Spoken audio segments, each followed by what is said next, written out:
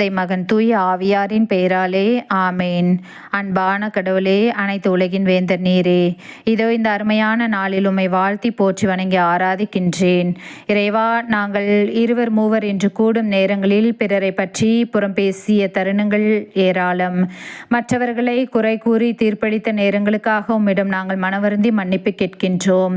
இனி இருவர் மூவர் நாங்கள் கூடும்போது எங்களது உரையாடல்கள் உம்மை குறித்தும் உமது மாட்சியின் வல்லமையை குறித்தும் வல்லமையின் நிமித்தம் நடக்கும் புதுமைகளை குறித்தும் இருப்பவைகளாக அமையட்டும். மேலும் பிறரை குறித்து பேசும்போது அவர்களது நிறைகளை மட்டும் பேசும் உயர்ந்த எண்ணங்களை, நேர்மையான உள்ளங்களை எங்களுக்கு தந்திரலும். இயேசுவே, இன்று எங்களது எண்ணங்கள், தேவைகள், செயல் திட்டங்கள் அனைத்தையும் கரத்தில் ஒப்படைக்கின்றோம். ஆண்டவரே, அவைகள் அனைத்தையும் ஆசிர்வதித்து உமது பாதையில் எம்மை வழிநடத்தும். இன்று எங்களையும் எங்களை சார்ந்தவர்கள் யாவரையும் நாங்கள் புண்படுத்தாமல் உமது வழியில் நடக்க உதவியர்